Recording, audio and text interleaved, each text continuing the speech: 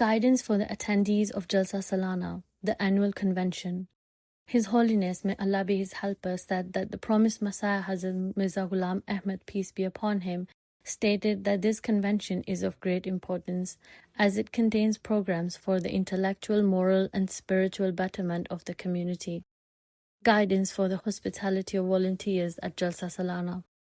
His Holiness, may Allah be his helper, said that Islam lays great emphasis on the treatment of guests. The Holy Prophet, peace and blessings of Allah be upon him, instructed to give the due rights to guests. In light of this, the companions would forfeit their own rights in order to tend to their guests. There is a famous incident where the Holy Prophet, peace and blessings of Allah be upon him, assigned a guest to stay at the home of one of his companions. However, there was only enough food for the children. Hence, they put the children to sleep, and then the husband and wife sat with their guests in the dark after presenting him food, so he would not realize that they were not eating alongside him. God informed the Holy Prophet, peace and blessings of Allah be upon him, about this, and the next day, the Holy Prophet, peace and blessings of Allah be upon him, said to the companion that the manner in which he had fed his guests the previous night greatly pleased God. This is the standard of hospitality, and so those guests of the promised Messiah, peace be upon him, who are attending the Jalsa should be attended to and treated with hospitality and the utmost care. The volunteers should ensure this, and even if they have to hear anything harsh from a guest, they should remain patient while continuing to discharge their duties at the highest level, while exhibiting the highest moral standards. Hospitality of the promised Messiah, peace be upon him. Some guests arrived in Qadian upon reaching the Langar Khana, kitchen of the promised Messiah, peace be upon him. They were met by some workers whose demeanor was not ideal towards them, causing the guests to become upset, and so they got back on the carriage and left. Upon learning of this, the promised Messiah, peace be upon him, became displeased. He quickly left his home without any time to even properly put on his shoes.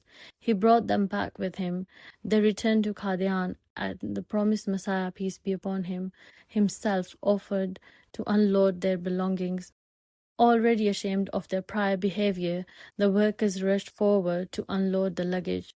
Seeing as the guests were from Assam, the promised Messiah, peace be upon him, had special arrangements made for their food. Mufti Muhammad Sadiq, may Allah be pleased with him, states that upon his arrival to Qadian, the promised Messiah, peace be upon him, had him sit in the mosque and said that he would arrange for some food. Mufti Muhammad Sadiq, may Allah be pleased with him, thought that he would send someone with food, but a few moments later, the promised Messiah, peace be upon him, emerged carrying a tray of food himself, which he gave, saying that he would return with some water. This brought tears to Mufti Muhammad Sadiq's, may Allah be pleased with him, eyes, seeing his leader treating him with such hospitality.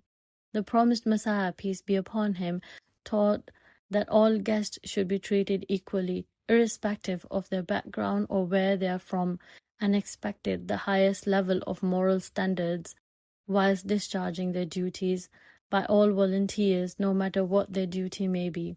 Those working in the Langar Khana should ensure to provide enough food for the guests and should cook high-quality food.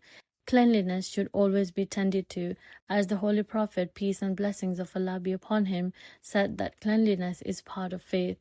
Those on disciplined duty should lovingly and carefully encourage guests to attentively listen to the Jalsa proceedings. Addressing the guests, His Holiness, may Allah be his helper, said their only concern should be to obtain and strive for spiritual nourishment from the Jalsa Salana.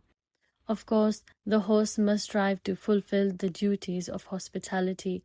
However, at the same time, if guests do find any shortcoming in this regard, then they should overlook it. All those who are working are volunteers and not experts in their fields. They have all presented themselves as volunteers to serve the guests of the promised Messiah, peace be upon him. Keeping the objective of the Jalsa in mind.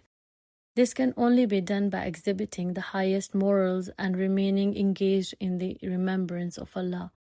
After eating, the guests should not linger in the food hall, as there are many guests that need to be accommodated and need to be given the opportunity to eat.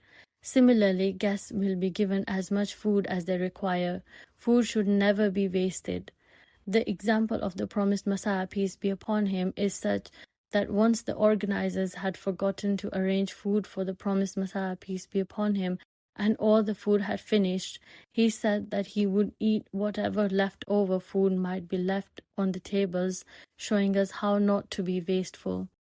His Holiness, may Allah be his helper, said that the guests should strive to create ease for the volunteers.